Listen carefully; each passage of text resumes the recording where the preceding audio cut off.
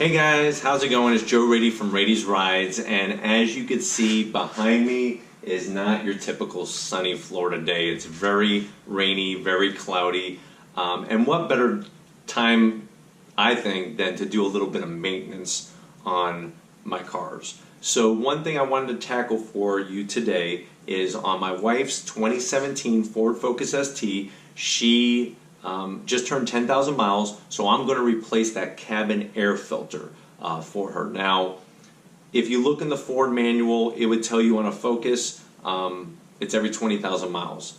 And I know you're probably scratching your head right now and saying, why are you doing this? Isn't that a little wasteful? Not really. Depending on what type of environment you live in, living in Florida, there's a lot of pollen in the air, especially over the last few months. There's a lot of debris from a lot of construction that my wife drives through on a daily basis, and plus we don't live very far from the beach, so there's a lot of stuff that's up in the air, a lot of it you can't see that's being collected by that filter, so it is important to change it. A lot of times it goes untouched, sort of like out of sight, out of mind. It's not really affecting the performance of the engine and the vehicle, but what's going to happen is if you don't change that filter, first of all, the air is going to start to get a little smelly coming out of those vents. Second of all, it's going to cut down the airflow. I've seen where people have 60, 70,000 miles on a cabin air filter, and it actually is hindering the amount of air coming out of your vents. So just like with anything else, you want to stay on top of the maintenance. I'm all about taking care of your stuff. You know, we work so hard to earn the money to buy these things. It's important to take care of them so that you keep getting smiles per mile and enjoying the car for many miles and many years to come. Now, I do have a little bit of a bone to pick with Ford. They did make the job harder. What they decided to do is tuck that cabin air filter all the way on the left-hand side of the footwell on the passenger side.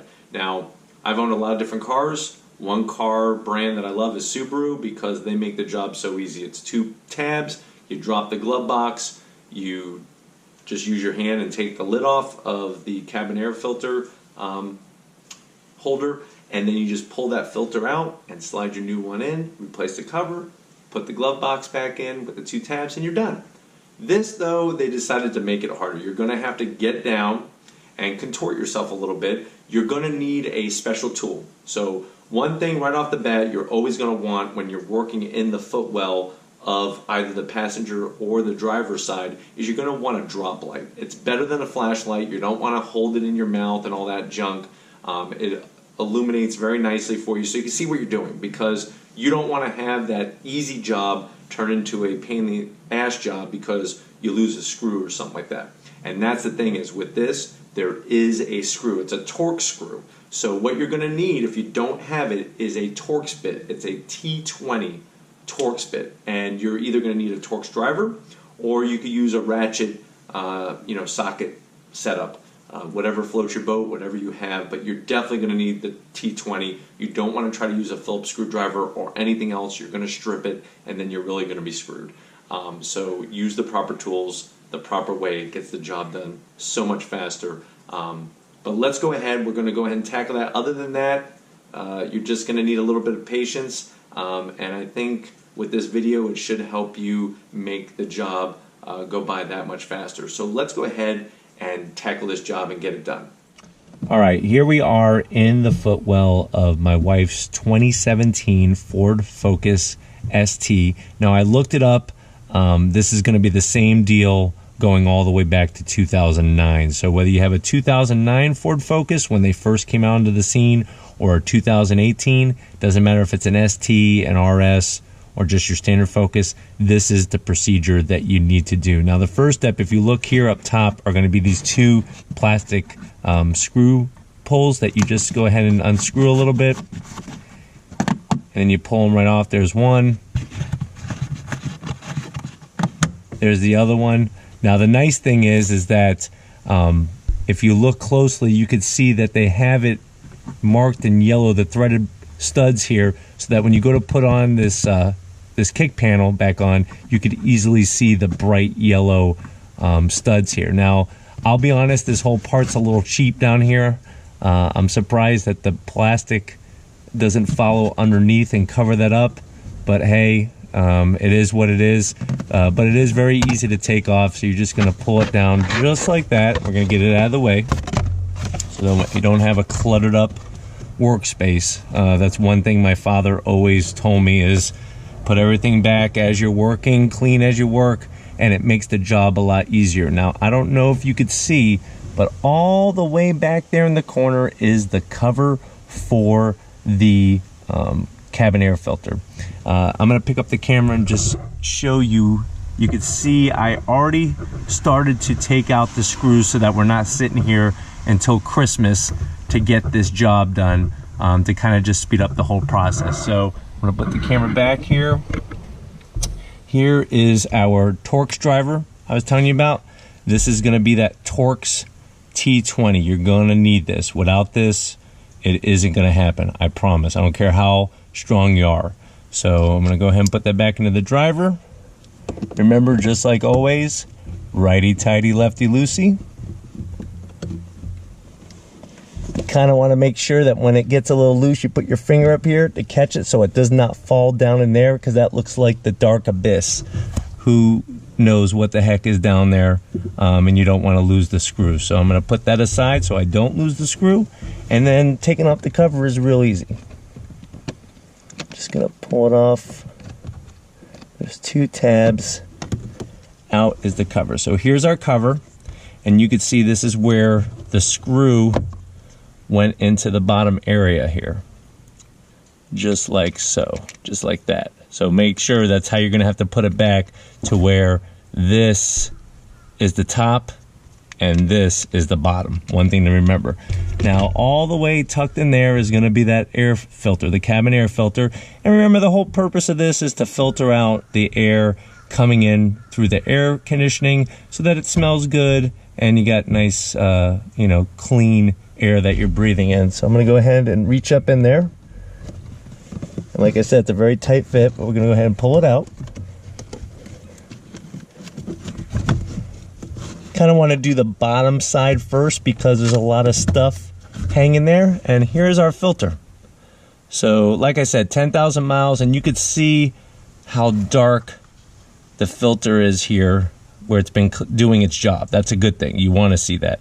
So I'm going to go ahead and get the clean air filter, and I'll show you the difference. All right, so as you can see, we have the new filter in the opening of the cabin air filter box.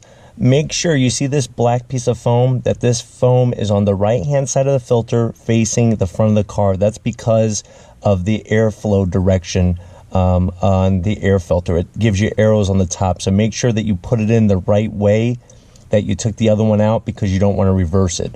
So after you put it in the opening, which I would do bottom first, the reason why is what makes this job harder than what it should be is all this stuff that's up here above where the opening is that's going to get in the way. So bottom side first, and then you're just going to gently press it in all the way just like that. Make sure top and bottom is good. It'll stop. It'll come to a stop. So just lightly with your finger, just press the bottom of it. Make sure that you have it all the way in. Then you're going to go ahead and get your lid. This is the lid from before. And we're going to make sure that we put that bottom part where the screw goes in the right place.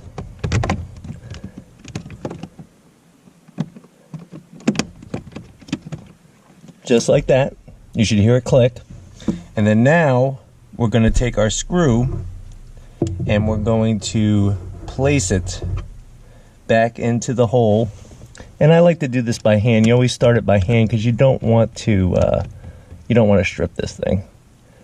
So once you do a couple turns, now you're going to get your Torx driver with your Torx bit on the end.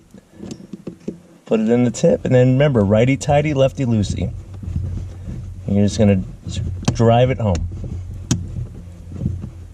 And you can see it really snugs up that bottom portion. Make sure you're applying enough pressure. You don't want to strip that Torx head.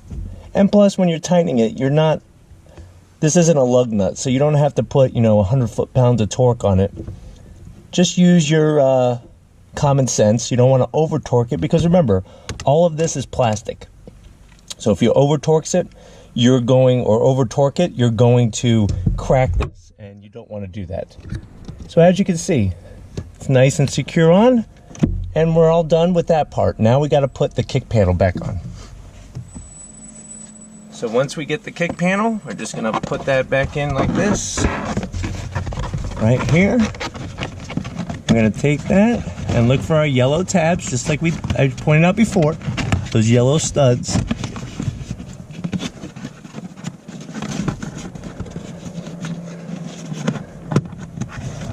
Just like that. As you can see, we got both studs through the opening. Make sure the front's good. It's nice and secure. And now you're just gonna take these screw-on tabs and you're just gonna push them back into place to where you hear the clicks. Just like that. All done. Really didn't take that much time. Just a little bit more time than some of the other manufacturers.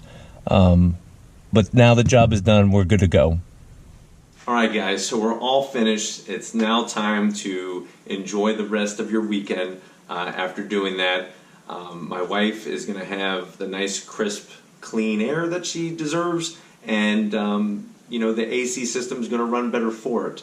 Hopefully, the steps were good enough the way that I explained them.